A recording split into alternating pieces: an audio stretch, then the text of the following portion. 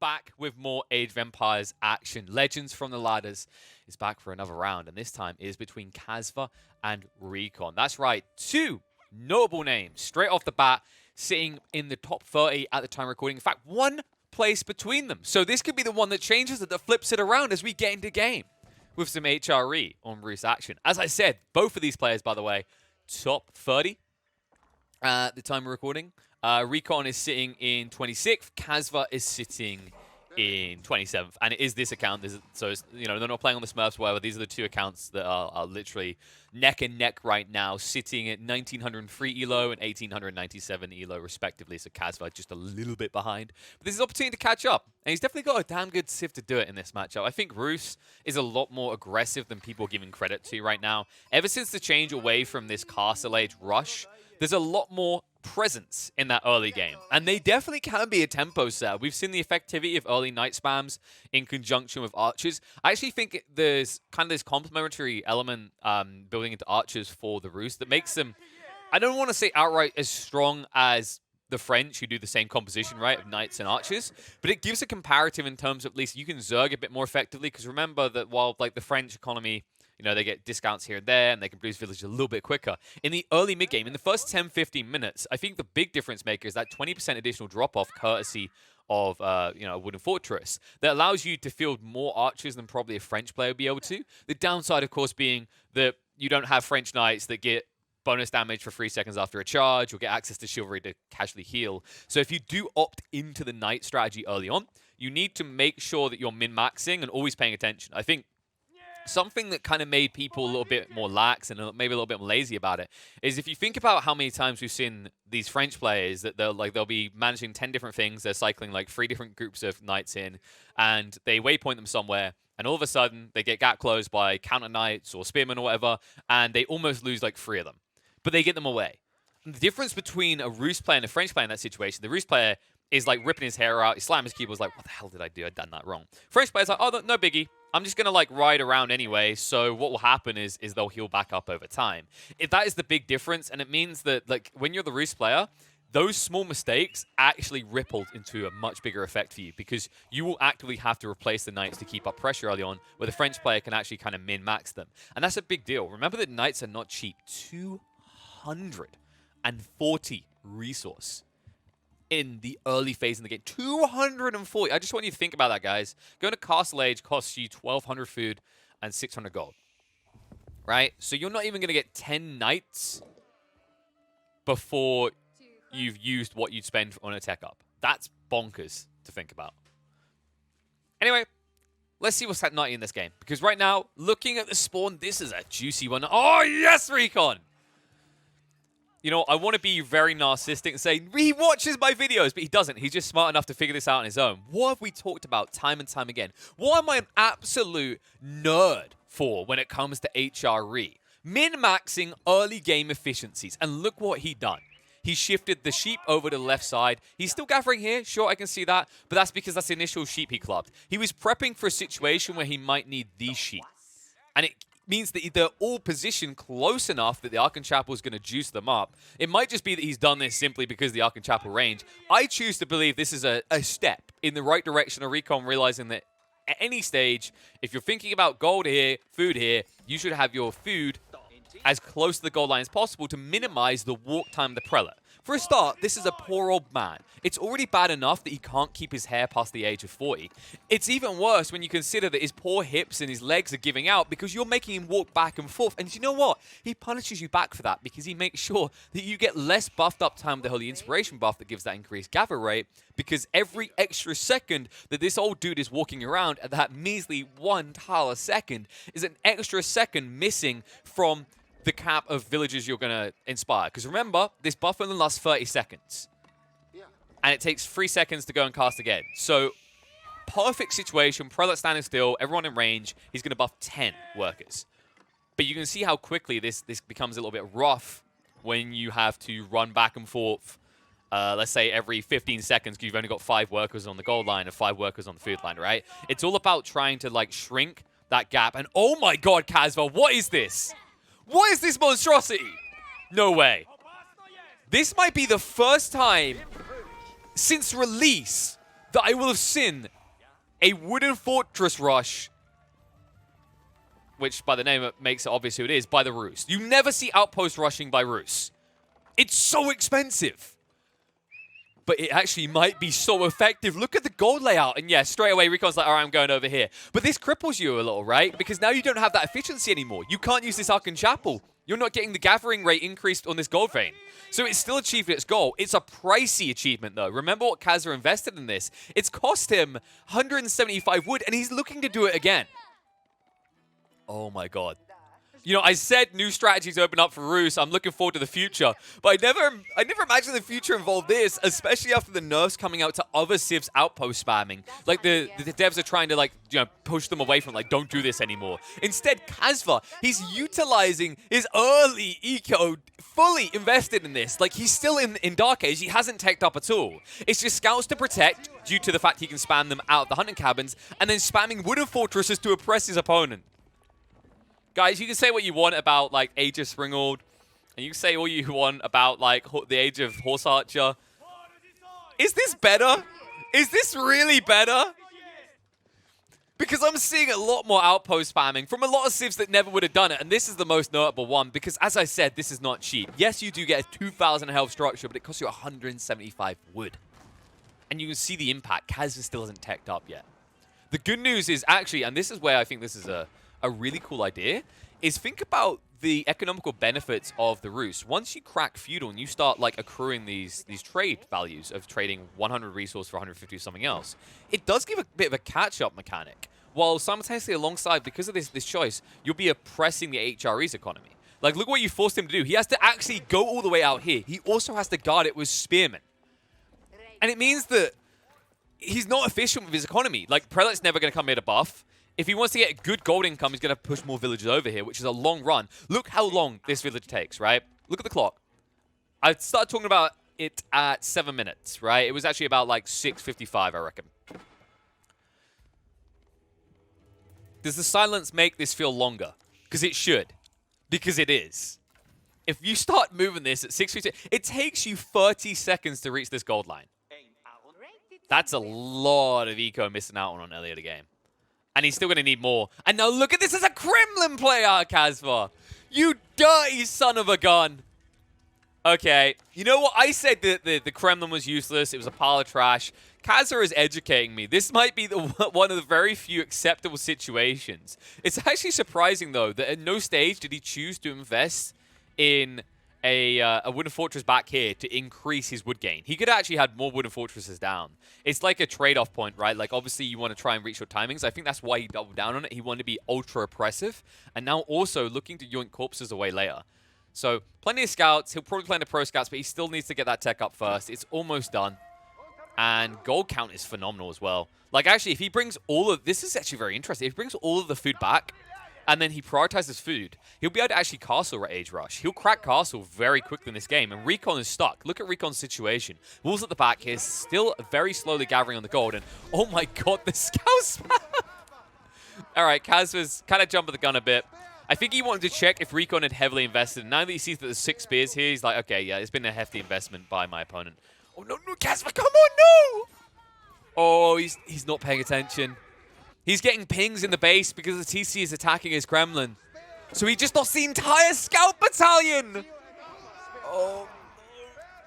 He didn't even kill one spear. You know, considering how drained your eco is right now, this isn't cheap. 60 food each, and also now Pro Scout's not accessible to you. Instead, he's going to go for the archery range. Wow, this is... I mean, this is intriguing. Like, there's no...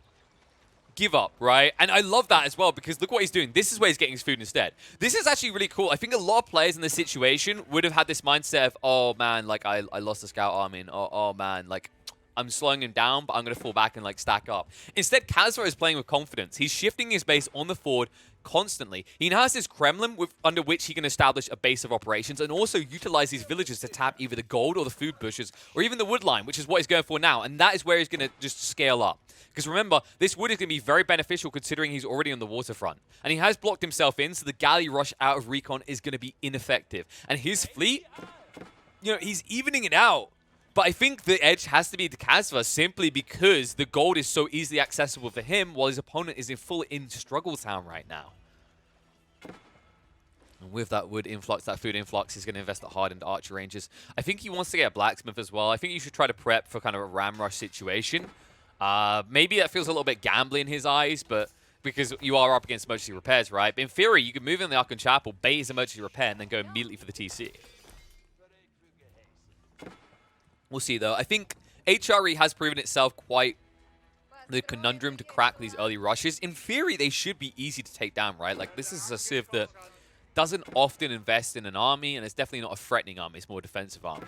But the fact is that emergency repairs actually buys a phenomenal amount of time. We've seen games where a person is full-on just boxed in a corner, and they'll survive 10, 15 minutes longer than they can. They might still lose the game, but here's the difference in this game. Where are you boxing Recon in?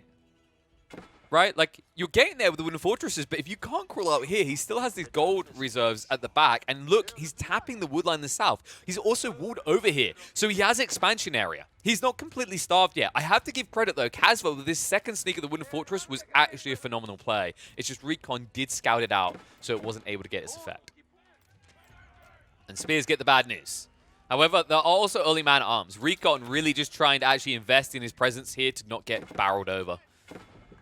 But now you can see it's ramping up. The stables, the knights coming out as well. I love everything that Kasva's doing. Recon, in the meantime, just trying to crawl his way towards that castle, as an HRE player always does. And he's prepping the stable as well. And the stable is not going to be very useful in this situation unless you can get castle. Because remember, it's going to be early knights coming out. So your horsemen are going to clash with horse, and it is not going to end well for them. And it looks like Kasva's actually kind of curbed his enthusiasm of gathering on the water.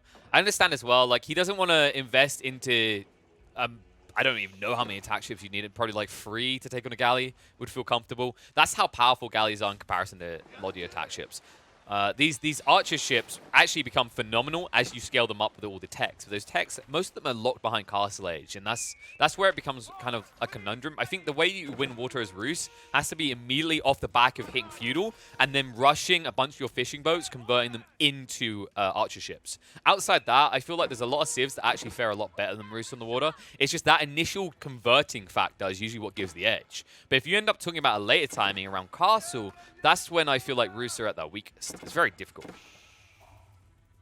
Not impossible, mind you, but I think in this situation, like, you could, in theory, get away with it. And yeah, it looks like you switch to attack ships. Because you could, like, once you get Castle, you could actually slowly tech these up without any threat. But the thing that I think limits a lot of these players from being able to be effective on the water and Castle Age with the Rus is you need, like, 2 or 3 docks. So you can keep on pushing out boats, but then also have a dock that is specialized in getting these researchers, right? Like the Clinker Construction, like the Armored Hull, rather, and then the Navigator Lookouts. And look out, Recon. Kasva's coming. He's going to move upriver now. A little bit late. Looks like the palisades are going to be complete, but this galley is going to be caught off guard. In the meantime, the pressure's coming on all sides. It might be that Recon doesn't even notice this, and he doesn't. Uh-oh. And I don't think he even gets one attack ship here. In fact, they're ignoring him. Bye. Good talking to you, son. See ya. And Recon's going upriver, but there's nothing to kill up here. Maybe one villager if it hangs around, but like everything else should be safe. It's just more attack ships coming out. So it looks like Kasva is trying to starve out Recon, understanding that he's limited in resources he has access to. So if you take the fishing away from him, he's going to be in dire straits. And look at this play, the wooden fortress coming out. Oh, this outpost spamming. Is this the new meta? Is this the future of our game?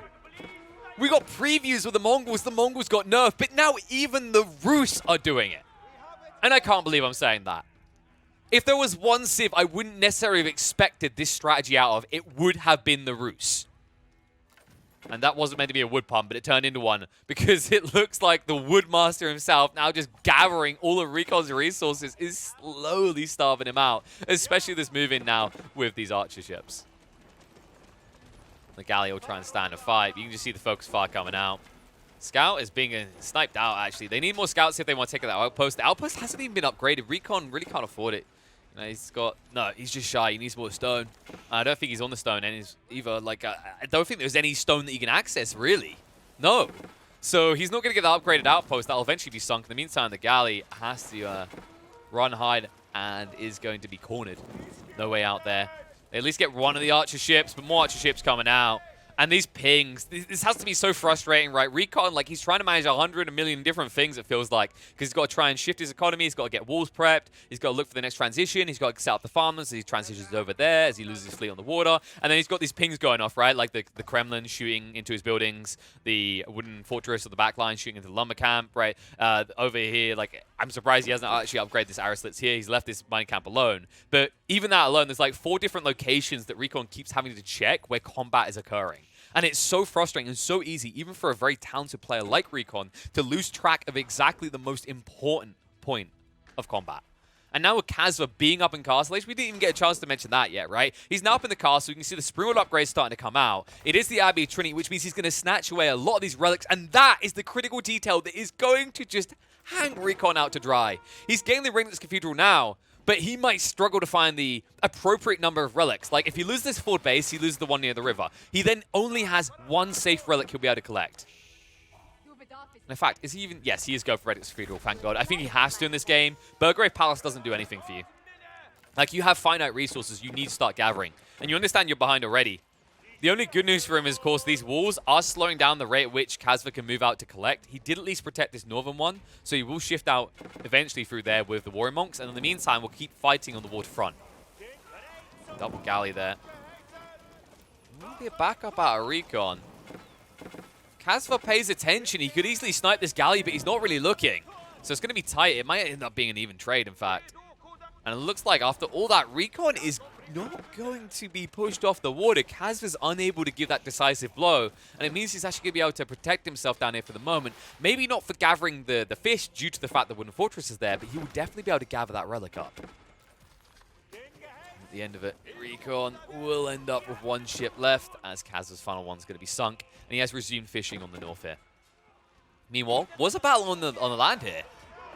A small contingent of troops did ride in. These are the man-at-arms up against the early man-at-arms, so they're just willing to kind of body it as much as possible. But Rams are coming out. Recon's had enough of this, understandably so. These wooded fortresses are getting way too close for comfort. I don't even know when Kazva snuck this one in or how.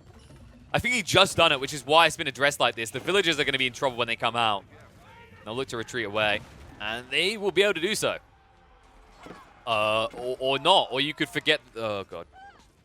Kazva's managing too many things. I think he could have garrisoned them there.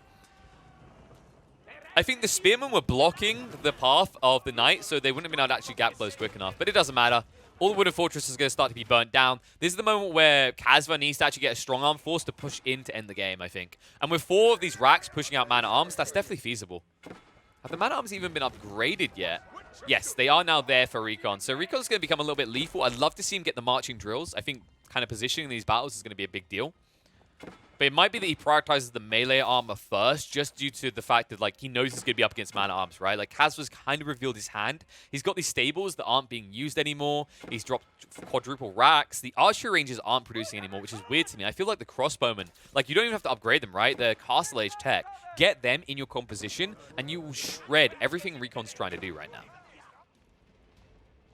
And Prelate is out here. So one has been gathered up. He'll get that second one. This is comfortable, actually, for the HRE. If you can get 2 relics, you can kind of cruise. On the other side, we are going to see a 3rd relic being banked soon, but it's still double the gold passively being gained by the HRE player compared to the Roost player. But this is the big difference. Look what he done.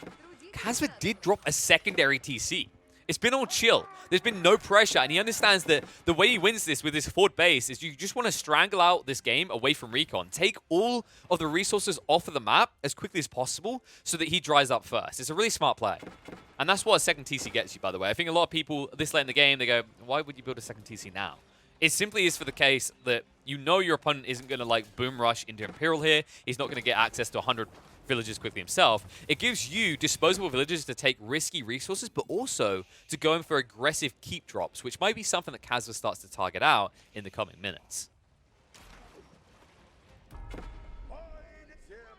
Man-at-arms count is starting to get a bit healthy.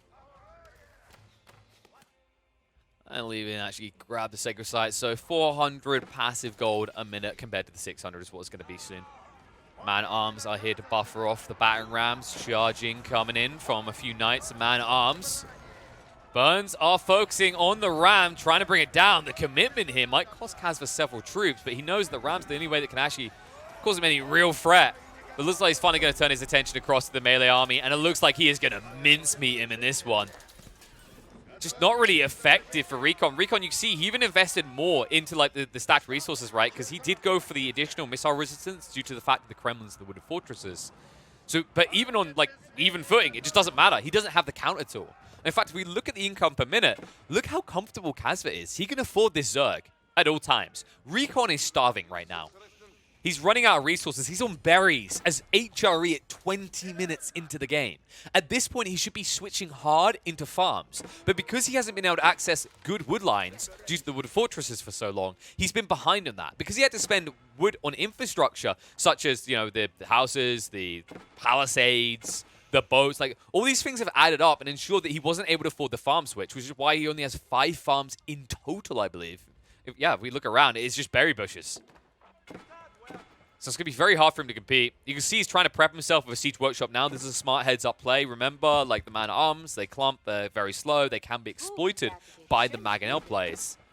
But you do need to be careful that Knight Battalion. Because if he actually kind of keeps this at, let's say, like a 30-70 split, right? 30% Knights, 70% man-at-arms, I think that you actually just burn money building these Mangonels. I don't think they're going to be protected.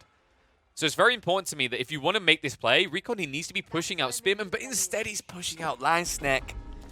I think this could be a detail that costs him dearly. It depends on how much attention Kazra's paying to the battle. If Kazra isn't being ignorant, I think that these Langsneck just get sniped out by the cavalry, right? But if at any point Kazra just kind of blindly attack clicks in, and these boys go swinging their big swords, I think you're all going to go swinging 6 feet under. Like, so we're going to have to watch that one. I think it really is going to come down to that attention to detail. And we have seen both players kind of slip and whoopsie-daisy here and there. And I love how you can't... Oh, wow. So this is cool. Recon has blocked him off now with the boom ships. So Kazva, as it stands, if he loses this forward base, like, he won't be able to bring reinforcements back across. But you see, Kazva doesn't care about that because he never actually intended to. If you look about where everything is, yeah, you can't build more infrastructure because I think all his villages got sniped over here. But there's no back base, right? There's nothing other than blacksmiths militarily being built back here. I say militarily, I guess, you know, hunting cabins and the Abbey of Trinity, but that doesn't really count. Knight's just trying to skirt around the back, looking for a weak point, and while that's happening, look what Kazva does. He moves across. Needs to be careful about this. Could easily be threatened by the Langsneck. I think he has noticed it now. It's going to be a Treb play. I respect this, actually. This is smart. Trebs aren't something people think about too often in these type of games. Recon, though, he's a smart cookie. He understands that if he builds a Mangonel, like that, those Knights are just going to run it through. The Knight's trying to gap close onto a Treb, though, such a big distance that it might separate you from the man-at-arms, and that means that you can actually just counterattack with your own Knights and nullify the effect that Kazva's cavalry would have. So that 10 times, Kazva's cavalry, which are now raiding. So he shifts around the back. He prevents the gold gathering, and that is going to stunt Recon a bit. He does still have the passive gold, but think about the composition right now. This is actually very high level from Kazva, what he's done here. He's looked at what's being built. He sees there's a Siege Workshop down, so there's an intent to use more gold there. He's building Knight still. That's gold. And now he's building Langsneck. That's a premium gold unit. It's 100 gold compared to the man-at-arms that would cost you 20. So if he snipes out this gold vein and prevents you from gathering there, how are you able to afford this? 600 passive gold is gonna... It's not going to stretch that far. You're going to have to make concessions somewhere in your build rate, right? So this is actually very smart by Kazva. And Kazva's wrapping again, and you can't let him wrap back here. Oh my god, he's out of position. Recon, he can't dive into the base either. This is a problem. There's enough defensive forces here that you can't actually get through. You can't rush in. You will get the stone here, but look what's happening in the back. And Recon, has he just realized? Or is he still distracted? He hasn't even noticed. There's so many pings going off right now near the river, and he's stuck paused! Oh my god. Recon, he didn't notice. The villagers are moving through to drop their own keep, and Recon is busy trying to gather the stone to get his own defensively. But this keep is being built, whether he likes it or lumps it. And it looks like there was a counterattack. Recon finally responded on the back, and he damn well needed to. This was a critical detail. Could not allow him to get through. However, the trades are still fairly even. The Langsneck are going to make it favorable for Recon, but heavy damage dished. And he will rebuild there. Draws his forces away, though, so he's not ready to rush in, even with the Kremlin slowly going up in smoke. The army posturing to block any assault towards this keep. This keep that Recon knows is going down, and he needs to address it now. Charging comes through. Langsneck, last to arrive here, trying to reach from long range, but they're going to be peeled back. And when you retreat, where are you going to expose them? And he knows he can't take this fight. He needs reinforcements. He needs to actually get the troops back from the other fight. Backs up for the moment.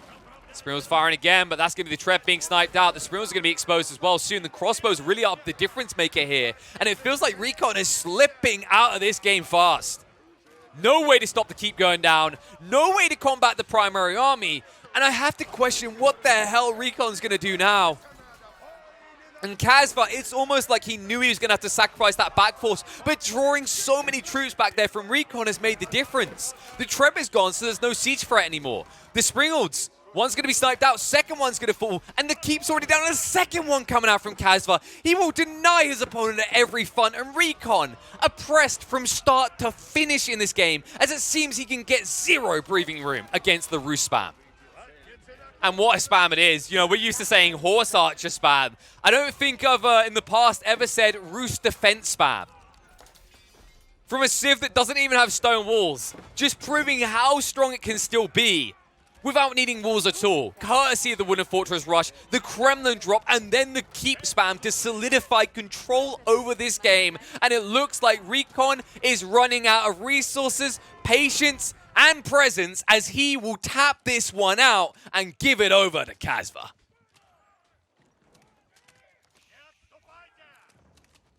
And this game delivered, folks. I mean, I gotta give so much credit to Casva. I love what I saw here. This was so smart. This is so big brain. I think this is the first, I'm pretty sure, in fact, this is the first time I've seen someone do a Wooden Fortress Rush this year, definitely. I don't think I can even recall this time where someone tried a Wooden Fortress Rush at game release, right? Not like that, not high-level games.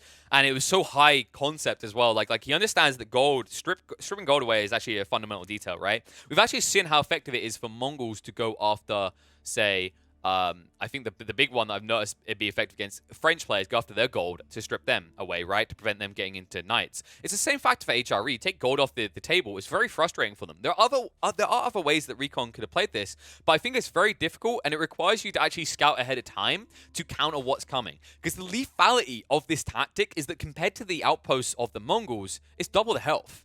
You can't easily get through them.